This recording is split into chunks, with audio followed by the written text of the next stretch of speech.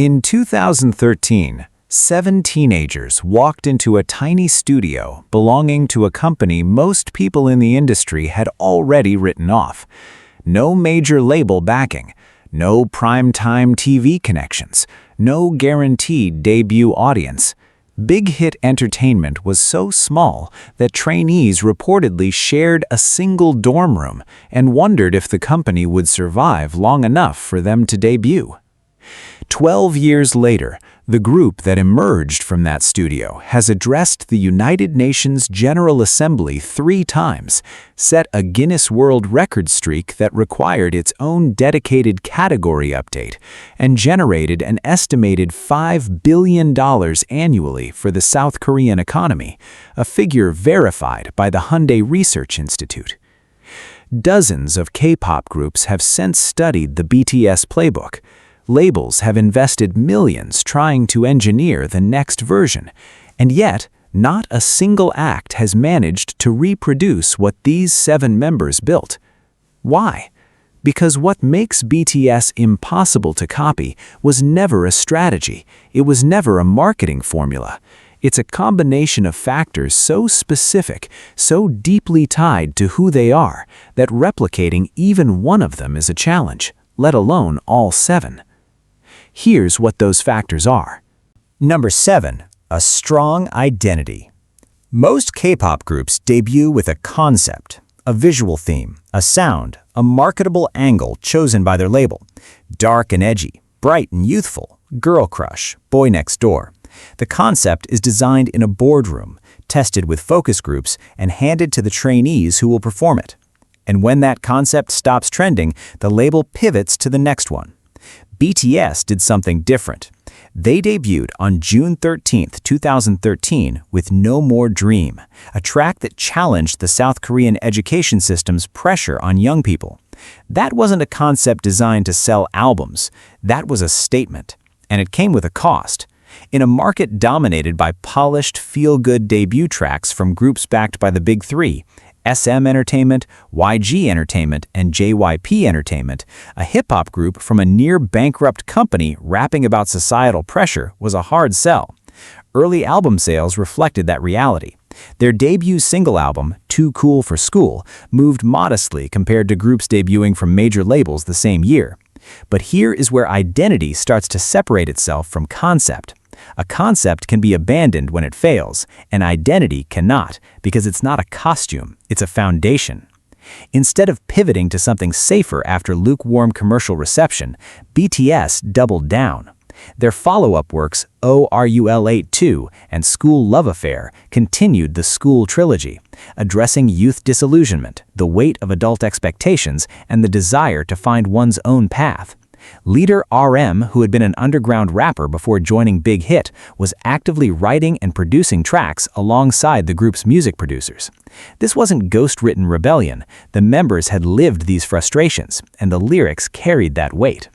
What made this identity stick wasn't just thematic consistency, it was the fact that it grew up alongside the members. When BTS transitioned from the School trilogy into the Most Beautiful Moment in My Life series in 2015, the themes matured. The music shifted from adolescent frustration to the anxieties of young adulthood, the fear of failure, the fleeting nature of youth, the tension between ambition and self-doubt. I Need You and Run weren't just singles, they were emotional chapters in an ongoing narrative that fans could map directly onto the members' real lives. This is a critical distinction. Many groups adopt a growth narrative as a marketing angle, but BTS's evolution was happening in plain sight, documented through thousands of hours of free content, vlogs, behind-the-scenes footage, the Bangtan Bomb series that started on YouTube from their earliest days. Fans didn't just hear about the struggle, they watched it. They saw the exhaustion after performances at half-empty venues. They saw the members cry over their first music show win in 2015, nearly 2 years after debut, when they took the trophy for I Need You on SBS MTV's The Show. That win was not manufactured drama. It was the payoff of an identity that refused to bend to market pressure. By the time the Wings album arrived in 2016, BTS had constructed something the K-pop industry rarely produces, an artistic through line. Wings drew inspiration from Hermann Hesse's novel Demian, exploring themes of temptation, self-discovery, and the pain of individualization. Each of the 7 members recorded solo tracks for the album, a move that was structurally unusual for a K-pop release and signaled that the group's identity was big enough to hold 7 individual perspectives without fracturing. The album sold over 750,000 copies in its first week in South Korea, a number that proved the audience BTS had built wasn't following a trend, they were following a story. And that story kept evolving with real stakes. The Love Yourself series, spanning 2017 to 2018, tackled self-esteem, toxic relationships, and the journey towards genuine self-acceptance. These weren't abstract motivational slogans printed on merchandise. RM's UN General Assembly speech in September 2018, where he told a global audience to speak yourself and shared his own struggles with self-image, was a direct extension of what BTS had been saying in their music for 5 years. The speech wasn't a PR stunt bolted onto a promotional cycle. It was the natural destination of an identity that had been built, brick by brick, since No More Dream. This is precisely what makes BTS's identity so difficult to replicate. It wasn't designed, it accumulated. Every setback, every commercial risk, every thematic choice that didn't follow the industry playbook became part of a larger architecture that only makes sense in hindsight. A new group can study the blueprint and adopt similar themes, mental health, youth struggles, social commentary, but they cannot manufacture the years of documented struggle that gave those themes credibility when BTS delivered them. The K-pop industry has, in fact, tried. Multiple groups debuting after 2017 incorporated social commentary and personal storytelling into their music, often citing BTS as an influence. Some have done so with genuine artistry. But the audience can feel the difference between a group that chose an identity because it resonated with who they actually are, and a group that adopted one because it was proven to work commercially. The former creates loyalty, the latter creates interest, and interest fades. There's also a structural element that reinforced BTS's identity in ways that are nearly impossible to duplicate today. Because big hit entertainment was small and financially vulnerable in BTS's early years, the members had creative involvement that trainees at major labels typically don't receive. RM, Suga, and H3, the rap line, were writing, composing, and co-producing tracks from the beginning. That creative ownership meant the group's identity wasn't just approved by the members, it was authored by them. When Suga released his mixtape, August D, in 2016, addressing his battles with depression, social anxiety, and the pressures of idol life, it wasn't a departure from BTS's identity, it was a deeper layer of it. Today, Big Hit, now HYBE, is a publicly traded entertainment conglomerate valued in the billions. The conditions that forced BTS into creative self-reliance no longer exist for new groups debuting under the same corporate umbrella. The infrastructure is bigger, the budgets are larger, and the safety nets are stronger. That's good for new artists in many ways, but it also means the specific pressure cooker that forged BTS's identity, the one where artistic authenticity wasn't just a choice, but a survival strategy, is gone. And that brings us to something even harder to engineer than identity, a relationship with millions of people that feels genuinely personal. Number 6. The Bond with ARMY. In November 2020, BTS held an online concert titled Map of the Soul ONE. Nearly 993,000 paid viewers from 191 countries tuned in across 2 days, a Guinness World Record at the time for the largest paid virtual concert audience. But the moment that defined the event wasn't a choreography break or a vocal high note. It was when the members looked into their cameras, saw the digital fan light sticks syncing across the screen in real time, and started crying. They weren't performing emotion, they were processing the reality that even in the middle of a global pandemic that had erased live touring from their schedule, ARMY, their fan base, had shown up, not out of obligation, not out of hype, out of something that the K-pop industry has struggled to name accurately, because the standard vocabulary of fan loyalty doesn't quite cover it. The bond between BTS and ARMY is frequently described as unique, but that word gets overused in entertainment. So let's talk about what actually makes this relationship structurally different from the standard idol-fan dynamic in K-pop. First, the timeline. BTS began communicating directly with fans before they had fans. Big Hit Entertainment launched BTS's Twitter account in 2012, a full year before the group's official debut. From the very beginning, the members posted personally, selfies from the practice room, thoughts about their day, reactions to music they were listening to, even complaints about being tired or hungry. This wasn't a managed social media strategy with scheduled posts approved by a PR team. In 2013, Big Hit didn't have the staff for that. The members were literally running their own accounts, and the rawness of those early posts established a communication pattern that would define the relationship for the next decade. By the time the group gained traction, the habit was already locked in. Members would go on VLive, a Korean live streaming platform, at random hours, sometimes at 2 in the morning, just to talk, not to promote an album, not to tease a comeback, just to sit with a bowl of ramen and chat with whoever was watching.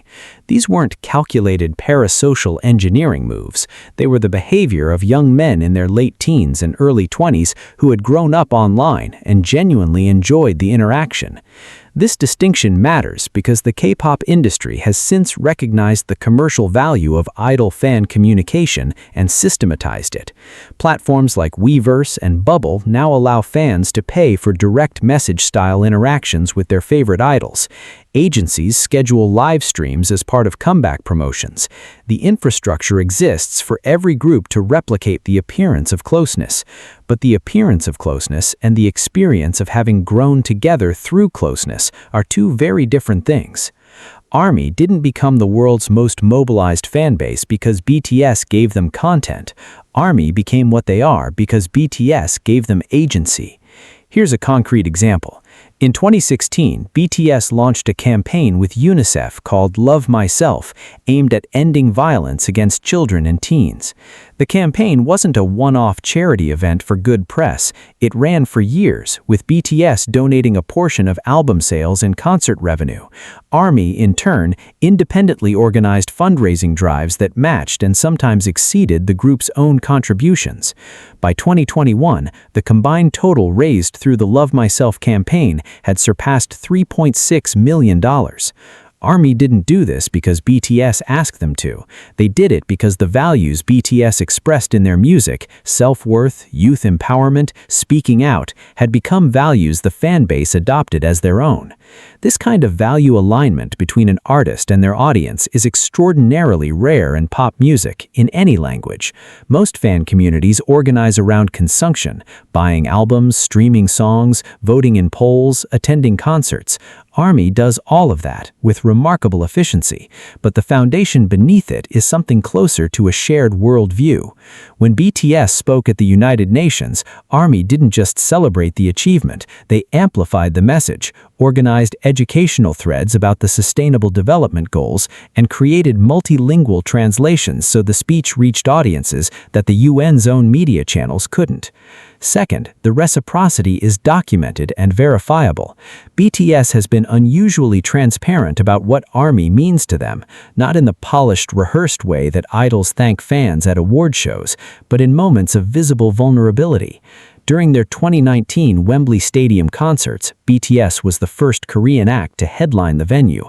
RM paused mid-show and told the audience that there had been a period where he questioned whether he wanted to continue as an idol. He said directly that ARMY was the reason he didn't quit. Suga has made similar statements in interviews and in his solo music, referencing specific moments where fan support pulled him through depressive episodes. These aren't scripted fan service lines. They are consistent with the narrative arc that both BTS and ARMY have lived through together, from the empty concert halls of 2013 and 2014 to the stadium tours that followed, to the pandemic years where both sides had to find new ways to stay connected without physical proximity. Third, ARMY functions with a level of organizational sophistication that has no real parallel in music fandom. The fanbase operates global streaming parties, coordinates chart strategies across multiple countries, runs translation accounts in dozens of languages, and organizes philanthropic projects ranging from rainforest donations to school supply drives in the names of individual members' birthdays. In 2021, when BTS released Butter, ARMY drove the song to 108.2 million YouTube views in its first 24 hours, a record at the time, through coordinated global streaming that was organized across time zones with the precision of a logistics operation. But the thing that keeps this bond from being reducible to organizational skill is the emotional infrastructure underneath it. ARMY's dedication is not transactional. It survived a period where BTS was largely absent from group activities due to mandatory military service, a hiatus that would typically cause significant fan attrition in the K-pop market. Instead, ARMY maintained streaming numbers, continued philanthropic projects, and supported each member's solo releases with the same intensity they brought to group comebacks. The bond held because it was never built on a product cycle. It was built on shared experience over time, and time is no label can fast-track. Now, within that bond, there are 7 very different people, and the fact that each one stands on their own is another piece of the puzzle that makes BTS nearly impossible to duplicate. Number 5. Every member has their own color. Here's a problem that every K-pop group with more than 4 members eventually faces. How do you make each person distinct enough to attract their own audience without fragmenting the group's overall appeal?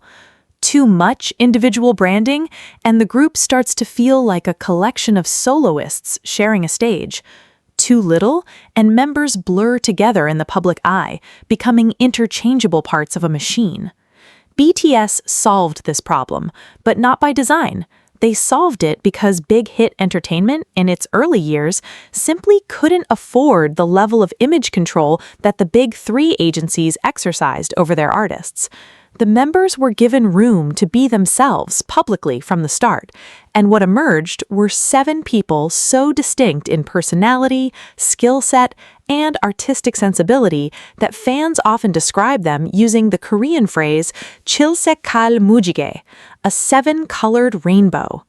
Let's break that down with specifics, because the individuality of each member isn't just a matter of personality quizzes and fan perception, it's documented in their creative output. Start with RM, Kim Namjoon. Before BTS existed, RM was already active in Seoul's underground hip-hop scene under the name Runchronda, earning recognition serious enough that he caught the attention of producer P-Dog, who brought him to Big Hit. RM is the group's leader and primary lyricist, with writing credits on over 170 songs registered with the Korea Music Copyright Association. His solo work, particularly the 2022 album Indigo, drew from collaborations with artists like Erykah Badu and Anderson.Paak, reflecting a musical palette rooted in hip-hop, R&B, and jazz that is distinctly his own. He's also known publicly for his visits to art museums worldwide, his book recommendations that have driven titles onto bestseller lists, a phenomenon the Korean media named the RM effect, and his measured, philosophical approach to interviews that has made him the group's de facto diplomat. Then there's Suga, Min Yoongi, also a rapper and producer, but with an artistic identity entirely different from RM's. Suga's solo project, August D, has produced 3 mixtapes and albums: August D in 2016, D2 in 2020, and D-Day in 2023. Where RM's solo work tends toward introspection and collaboration, Suga's is confrontational and autobiographical. He has rapped openly about his experiences with depression, social anxiety, and a shoulder injury that required surgery and nearly ended his career before it began. As a producer, Suga has worked with artists outside the BTS ecosystem, including IU, one of South Korea's most successful solo artists, producing her 2020 hit, 8. His production style, minimal, rhythmically precise, and emotionally blunt, is recognizable within bars. J-Hope, Young Hoseok, occupies yet another space entirely. Often called the group's best dancer, J-Hope won a national dance competition in Gwangju before joining Big Hit, and brings a background in street dance and popping that gives BTS performances a kinetic edge. His 2022 solo album, Jack in the Box, took deliberate left turns into old-school hip-hop and grunge-influenced territory, and his headline set at Lollapalooza Chicago in July 2022 made him the first South Korean artist to headline a major American music festival. On camera, J-Hope is frequently the group's most energetic presence, a role that could easily feel performative, but his consistency across thousands of hours of unscripted content suggests that the energy is genuinely how he operates. Jimin, Park Jimin, trained as a contemporary dancer at Busan High School of Arts, and that background is visible every time he performs. His movement quality is different from J-Hope's, fluid, controlled, and emotionally expressive in a way that draws comparisons to contemporary and modern dance rather than street styles. Vocally, Jimin possesses a high, distinctive tenor that is immediately identifiable in BTS discography. His 2023 solo debut album, Face, debuted at #1 on the Billboard 200, and the lead single, Like Crazy, reached #1 on the Billboard Hot 100, making him the first Korean solo artist to top that chart. Beyond performance, Jimin is known for a quality fans call his duality, the contrast between his intense stage presence and his notably gentle, emotionally open demeanor in personal interactions. V, Kim Tae-ying, might be the most creatively unpredictable member. His vocal tone, a deep, warm baritone, stands out in a K-pop landscape that tends to favor higher registers. His artistic interests range across photography, visual art, and fashion. He was named to various international best-dressed lists and has cited artists like Jean-Michel Basquiat and David Hockney as influences. His solo work, including the 2023 album Layover, leaned into jazz, bossa nova, and R&B, a direction so far from standard K-pop that it signaled a creative independence few idol-turned-soloists attempt. V's public persona is often described as eccentric by Korean media, a characterization rooted in his unpredictable humor, his tendency to go on tangents in interviews, and his habit of forming unexpected celebrity friendships, most famously with actor Park Bo-gum and members of the Wooga Squad friend group, including actors Park Seo-jin and Choi Woo-shik. Jin, Kim Seok-jin, is the group's eldest member, and his role within BTS complicates the K-pop convention that older members are the most serious. Jin is, by most accounts, the group's primary source of humor. His dad jokes and self-given nickname Worldwide Handsome have become part of BTS lore. But underneath the comedy is a trained actor. He studied film at Konkuk University, and a vocalist whose emotional delivery on tracks like Epiphany and Abyss has drawn critical praise.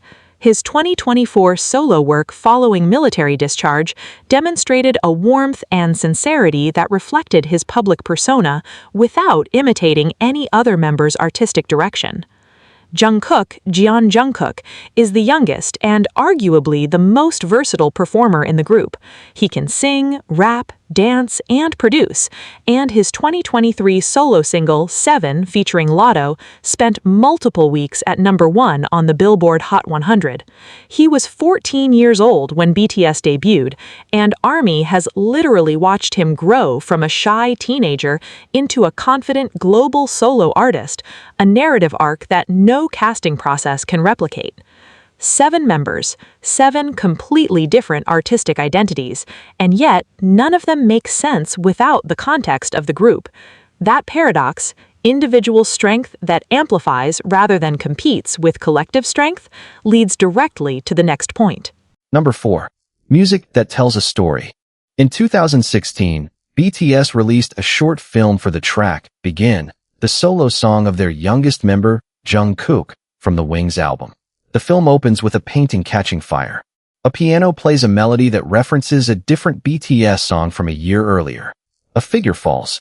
Symbols repeat from previous music videos: a car crash, a hospital room, rain against a window. None of it was explained.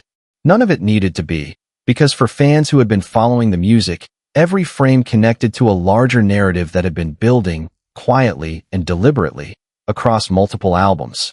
This is what separates BTS's approach to music from the standard K-pop release model.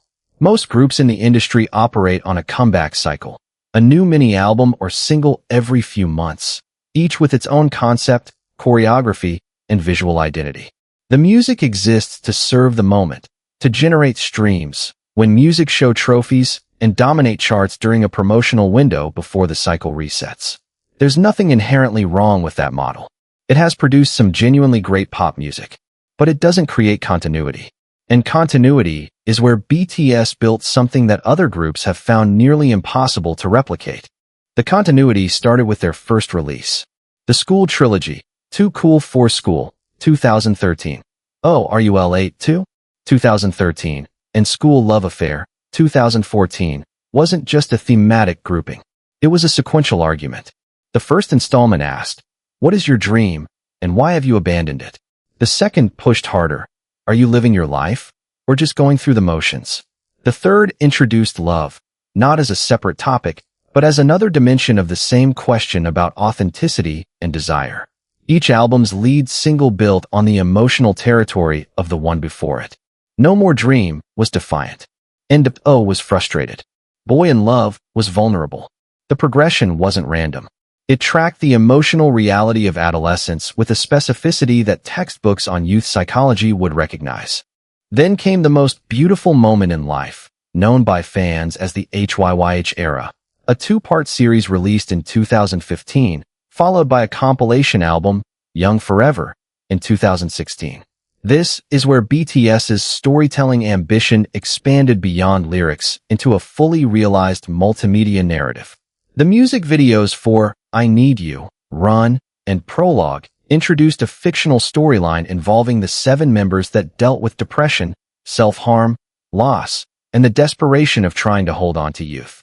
The videos were non-linear, filled with visual motifs, butterflies, lilies, Polaroid photographs, specific color palettes assigned to each member that rewarded close analysis. What made this storytelling approach remarkable was that it operated on 2 layers simultaneously. On the surface, the songs worked as standalone pop and hip-hop tracks. Dope was a high-energy anthem about work ethic. Fire was a party song. Casual listeners could enjoy them without any knowledge of the underlying narrative. But beneath that surface, every track, every music video, every interlude connected to a larger story that BTS would continue to develop for years, eventually expanding into webtoons, a novel series, The Notes, and a mobile game, BTS Universe Story, that all explored the same fictional universe. This kind of world building is common in film and television. It is virtually unheard of in pop music, in any language. The Wings album in 2016 deepened the approach further. RM has stated in interviews that the album was inspired by Hermann Hesse's Damien, a novel about a young man's journey towards self-realization through encounters with temptation and moral ambiguity. Each member's solo track on the album reflected a different aspect of that journey. Lie, performed by Jimin, dealt with the pain of deception, both self-deception and being deceived by others. Stigma, performed by V, explored guilt and the fear of being judged. First Love, by Suga, was a direct address to the piano he played as a teenager, framing his relationship with music as the most important emotional anchor of his life. These weren't concept tracks assigned by a producer. The members have spoken in behind-the-scenes content about how they worked with the creative team to ensure each solo reflected genuine personal experience. By the time the Love Yourself series arrived in 2017, BTS had established a storytelling framework so dense that fan communities operated like literary analysis seminars. The series spanned 3 releases, Her, Tear, and Answer, and traced an emotional arc from the intoxication of new love, through the pain of love built on falsehood, to the realization that self-love must precede the ability to love others. The final track of the series, Answer, Love Myself, became the thematic foundation for their UNICEF campaign and their address to the United Nations General Assembly. The music didn't just tell a story. It arrived at a thesis. What makes this impossible to copy isn't the ambition. Any group with a talented creative team can attempt a concept album or a multimedia narrative. What can't be copied is the fact that BTS's storytelling was credible because it was autobiographical. When RM rapped about the pressure of being a leader, he was speaking from the documented experience of guiding 6 other people through an industry that nearly broke them financially before their first win. When Suga wrote about depression, he was drawing from publicly acknowledged struggles that predated his career. When Jungkook's solo tracks reflected the confusion of growing up in the public eye, fans had literally watched that confusion unfold in real time across years of content. The audience knew the source material was real, and that knowledge transformed the listening experience from entertainment into something closer to testimony. Other groups have released concept albums. Other groups have built fictional universes.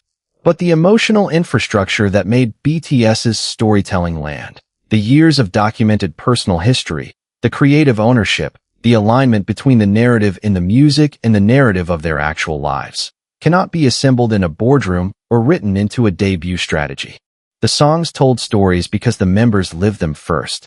And that principle, authenticity as structural foundation, also explains why BTS is strongest not as 7 individuals, but as a unit. Number 3. Strength as a team. On June 14, 2022, one day after their 9th anniversary, BTS released a dinner table video titled Yet to Come. In it, the 7 members sat together and, with visible emotion, told their fans and the world that they would be shifting focus to solo activities. The conversation was unscripted. Several members cried. RM articulated what others in the group were struggling to say, that after 9 years of operating as a unit, they had reached a point where individual artistic growth was necessary, not because the group was broken, but because the members needed space to find out who they were outside of BTS in order to eventually bring something richer back to it. The reaction was immediate and global. Stock in HYBE Corporation dropped by over 25% within hours of the announcement, erasing roughly $1.7 billion in market value in a single trading session. That number is not just a financial statistic. It is a concrete measurement of how much the market itself understood that BTS's value was inseparable from the group's existence as a unit. 7 solo careers, no matter how successful individually, could not replicate the economic force of 7 people working together. And the market was right, but for reasons that go far deeper than economics. The K-pop industry is built on a structural tension between the group and the individual. Agencies invest heavily in individual member branding, variety show appearances, acting roles, solo endorsements, personal social media presence, because individual popularity drives fan recruitment. A potential fan discovers one member, becomes attracted to that member's personality or talent, and then enters the fandom of the group. This funnel works. It has worked for decades.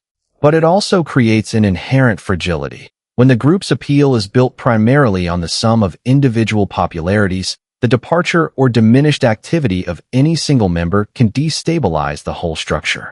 BTS operates on a fundamentally different model.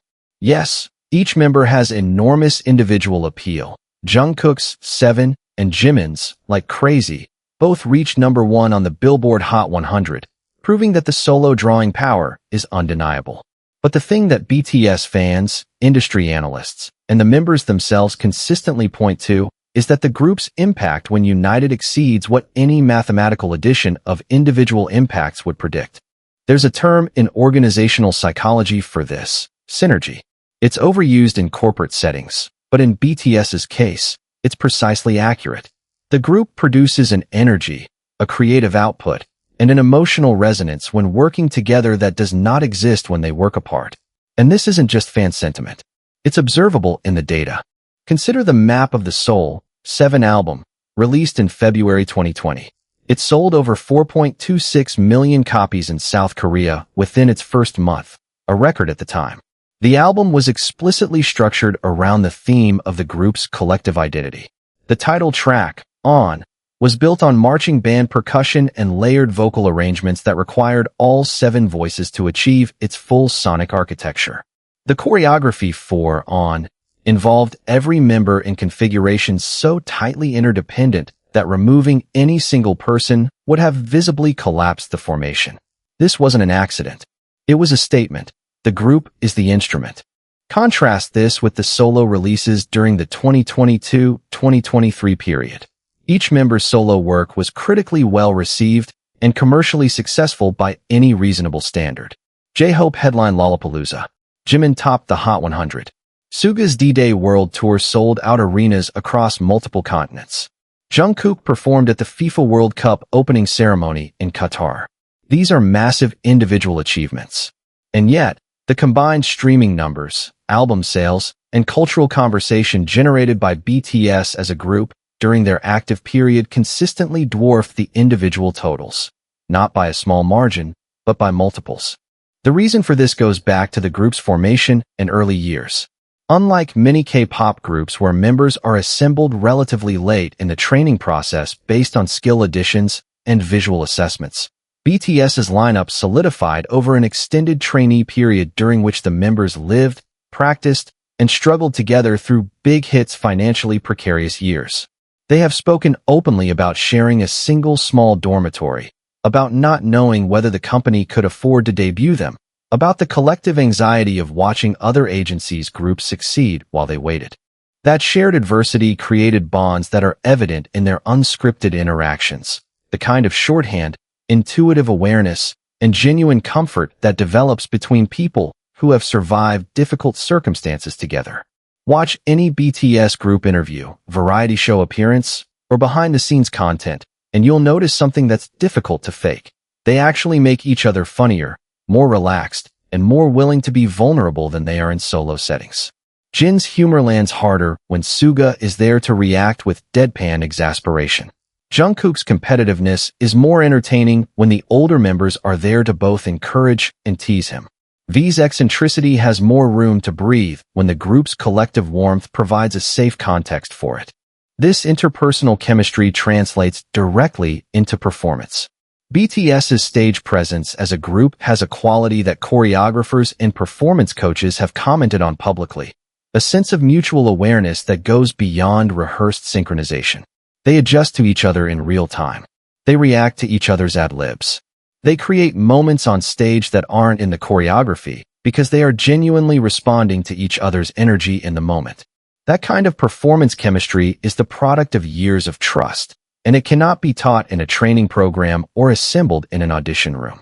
The K-pop industry has produced many talented groups with strong individual members, but the specific alchemy of BTS, where the group's identity is genuinely greater than the sum of its parts, where removing any single member doesn't just reduce the total, but fundamentally changes what the group is. That alchemy required a set of conditions that no longer exist in the same form. It required 7 specific people, in one specific set of circumstances, growing together over one specific stretch of time. And when that team's energy was channeled outward, beyond music, beyond Korea, beyond the traditional boundaries of what a pop group could influence, it produced a level of global impact that rewrote the rules entirely. Number 2. Authentic global influence. In September 2018, RM stood at the podium of the United Nations General Assembly in New York and addressed a room full of world leaders, diplomats, and international press. He was 24 years old. He was the leader of a South Korean boy band. And he was speaking, in English he had largely taught himself by watching the American sitcom Friends, about the importance of young people finding and using their voices. No K-pop act had done this before. No K-pop act has done it at this level since. But the UN speech wasn't the beginning of BTS's global influence. It was the moment the world's institutional structures formally acknowledged something that had already been building for years through channels those institutions didn't fully understand. BTS's path to global relevance did not follow the playbook that the Korean entertainment industry had been refining since the late 1990s. The traditional Hallyu, Korean wave, export strategy worked like this: dominate the domestic market first, then expand to Japan, then target Southeast Asia and China, and only then, if conditions are favorable, attempt the Western market. This approach was methodical, market-tested, and backed by significant government and corporate investment. It produced major successes. Artists like BoA, Big Bang, and EXO all achieved substantial international followings using variations of this model. BTS skipped steps, not intentionally, but because the traditional gatekeepers weren't opening doors for them. Coming from a small agency with limited industry connections, BTS didn't have the relationships with major Japanese labels, Chinese streaming platforms, or Western media conglomerates that facilitated the expansion strategies of big three groups. What they had was the internet. Specifically, they had YouTube, Twitter, and a growing network of fan translators who made their content accessible to non-Korean speaking audiences in real time. This is an essential detail that often gets lost in the narrative of BTS's global rise. They didn't enter foreign markets through top-down corporate strategies. They were pulled into those markets by organic demand that fans created from the ground up. ARMY fan accounts translated lyrics, variety show appearances, and V-Live broadcasts into dozens of languages, often within hours of release. Fan-run accounts on Twitter organized streaming campaigns, trended hashtags, and created educational threads that introduced new listeners to BTS's discography, lore, and personalities. By the time the Western music industry noticed BTS, the infrastructure of their global fandom was already operational and largely self-sustaining. This organic foundation is what made BTS's global influence authentic rather than manufactured. When they appeared at the American Music Awards in November 2017 to perform DNA, their first American television performance, the screaming audience wasn't a planted crowd. The fans in that room had found BTS on their own, had invested time learning about the group through fan-translated content, and had developed a loyalty that was born from genuine discovery rather than corporate marketing exposure. That difference is audible. It's visible. And it's why media coverage of that AMA performance treated it as a genuine cultural moment rather than a promotional appearance. What followed was a sequence of achievements that reshaped the music industry's understanding of what a non-English language act could accomplish in the global market. Love Yourself. Tear debuted at #1 on the Billboard 200 in May 2018, making BTS the first Korean act to top the chart, and only the third act to do so with a primarily non-English language album since the chart's inception. They followed this with Love Yourself, Answer at #1, then Map of the Soul, Persona, then Map of the Soul, 7, then B. 5 consecutive #1 albums on the Billboard 200, a streak that placed them alongside the Beatles and only a handful of other acts in chart history. But influence, in BTS's case, extended well beyond chart positions. Their impact restructured industry economics. After BTS demonstrated that a Korean language act could fill stadiums across North America, Europe, and Latin America, the global touring market for K-pop expanded dramatically. Promoters who had previously considered K-pop a niche market began booking arena and stadium tours for other Korean acts, creating touring infrastructure that benefits the entire industry to this day. In fashion, BTS's influence operated similarly. Organic first, institutional second. Individual members' style choices drove consumer behavior before any formal partnerships existed. V wearing a specific coat would sell out the item within hours. Jimin's airport fashion generated dedicated tracking accounts. When luxury brands eventually formalized these relationships, Louis Vuitton appointed BTS as global ambassadors in 2021, and after that partnership, individual members signed with Dior, Valentino, Bottega Veneta, Celine, and Gucci. They were capitalizing on influence that already existed rather than creating it from scratch. Culturally, BTS's influence reached places that entertainment rarely touches. Their music and public statements about mental health contributed to a measurable shift in how mental health is discussed in South Korea, a country where stigma around psychological struggles has historically been severe. The Love Myself campaign with UNICEF raised awareness about anti-violence initiatives in contexts where pop music had never been a relevant vehicle. Academic institutions, including Harvard, University College London, and several Korean universities, developed courses analyzing BTS's cultural impact, treating the group as a legitimate subject of scholarly study in fields ranging from media studies to economics to sociology. What makes all of this impossible to replicate is the sequence. BTS's global influence wasn't built on a marketing budget. It was built on years of free content, organic fan mobilization, and a consistent artistic identity that gave international audiences something to invest in emotionally. By the time corporate resources and institutional recognition arrived, the influence was already structural. The brand deals, the UN invitations, the Billboard records, these were consequences of influence, not causes of it. Other K-pop groups now debut with global strategies, multilingual content, and international marketing campaigns designed from day one. Some achieve significant global followings. But the path BTS walked, where the influence grew from the bottom up, earned rather than engineered, and arrived before anyone in a position of institutional power expected it, that path closed behind them. It existed because of a specific moment in the development of social media, a specific gap in the market, and a specific group of fans who decided, independently and across dozens of countries, that these 7 people from a tiny Korean company were worth paying attention to. And all of that, the identity, the bond, the individuality, the storytelling, the teamwork, the global reach, leads to one final point. The one thing that ties everything together and makes it truly irreplicable. Number 1. A journey that cannot be replicated. On June 12, 2013, one day before BTS's official debut, Big Hit Entertainment had approximately 90 million Korean won in the bank. Adjusted for exchange rates at the time, that was roughly $80,000. For context, the estimated cost of debuting a single K-pop group through one of the big 3 agencies ranged between $1 and $4 million when factoring in trainee housing, vocal and dance training, music production, music video filming, and promotional costs. Big Hit was operating on fumes. Bang Si-hyuk, the company's founder and sole significant creative executive, had been a successful songwriter and producer at HYBE Entertainment before striking out on his own. His track record earned him enough industry credibility to attract trainees, but not enough investment capital to compete with the established agencies on infrastructure. The 7 members who would become BTS were not selected from hundreds of applicants through the kind of massive open auditions that SM, YG, and JYP ran annually. They were gathered over time, through smaller auditions, industry connections, and in RM's case, a direct recruitment after Bang Si-hyuk heard his underground rap recordings.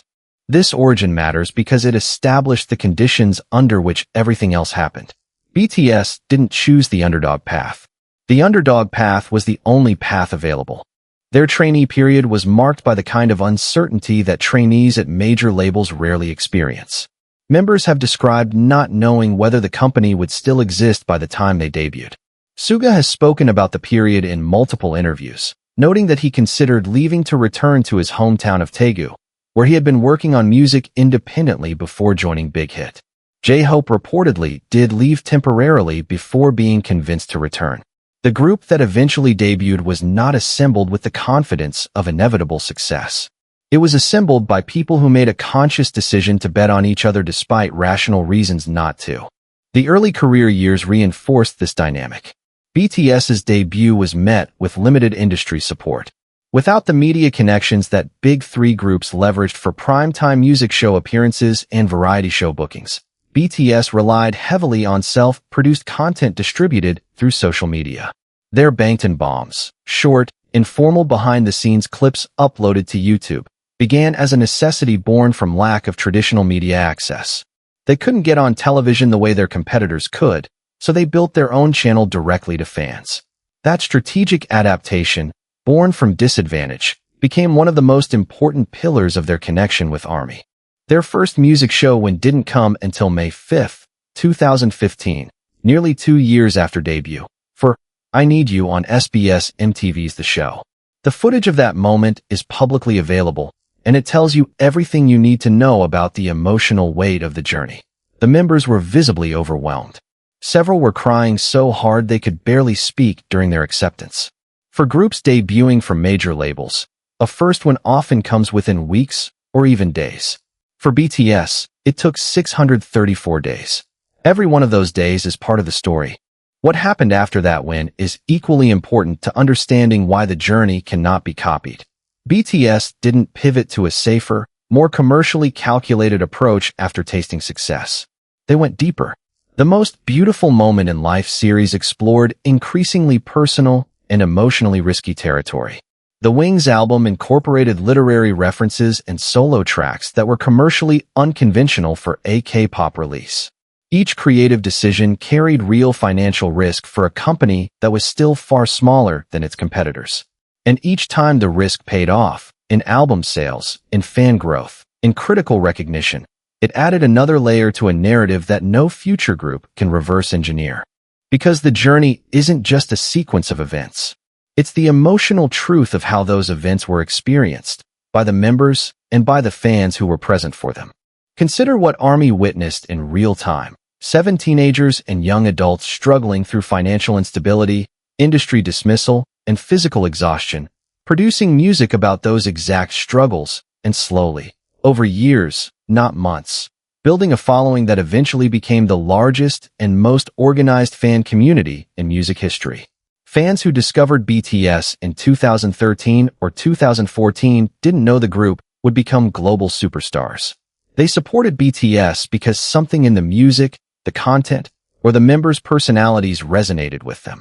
That early support, given without any guarantee of return, created a bond with a depth that later fans acknowledge but cannot fully share. This is not a criticism of fans who arrived later.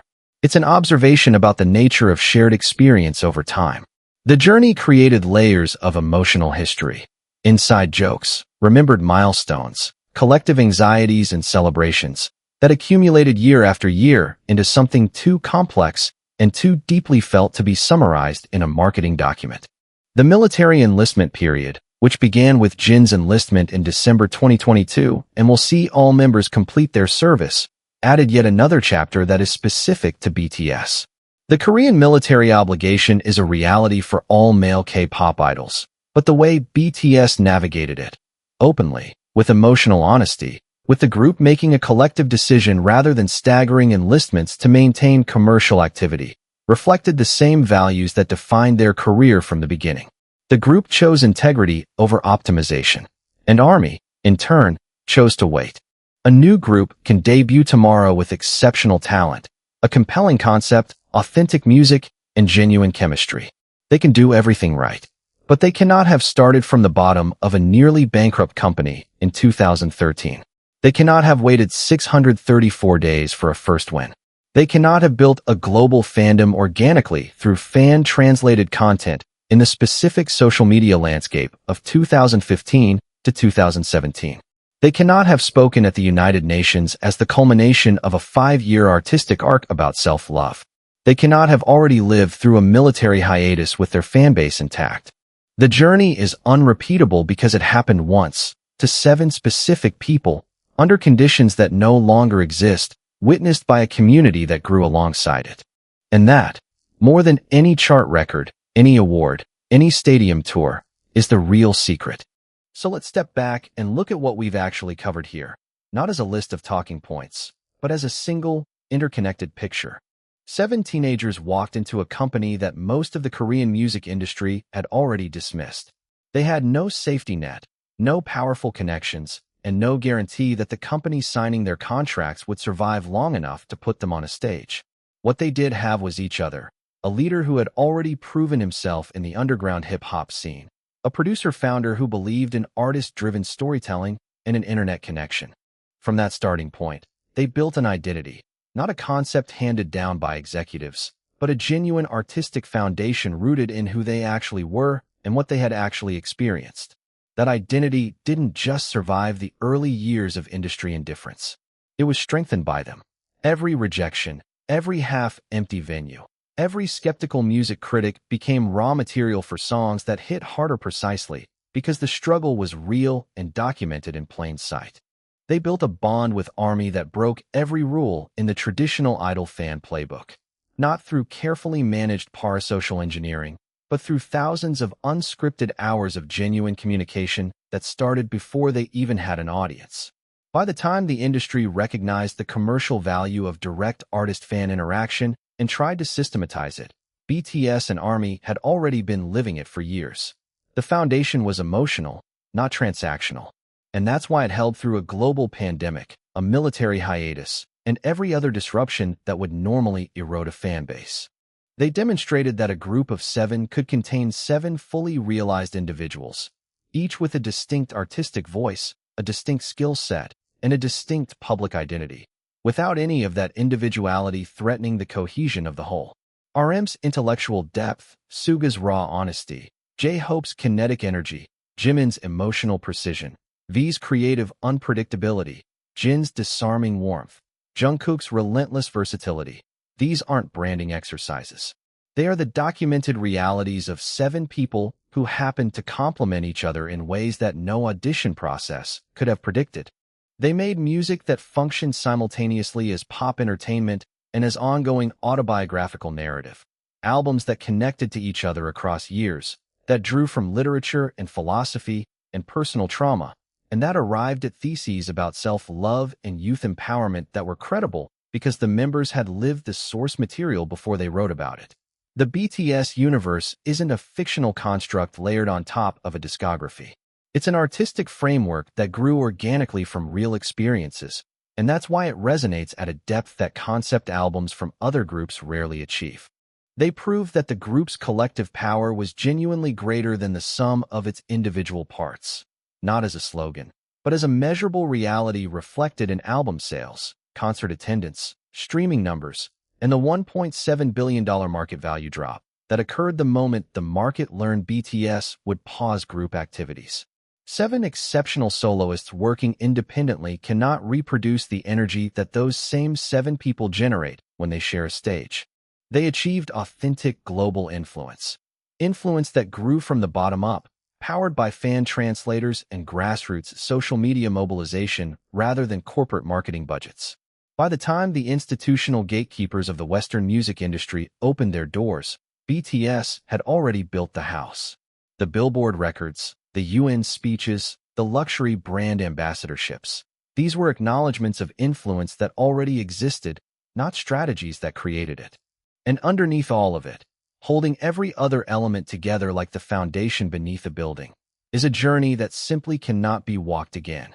The specific combination of financial precarity, creative necessity, historical timing, social media evolution, individual personalities, and collective determination that produced BTS existed in one window of time for one group of people. That window is closed. The conditions have changed. The industry has changed. The platforms have changed. The economics have changed. A new group can learn from BTS. They can be inspired by BTS.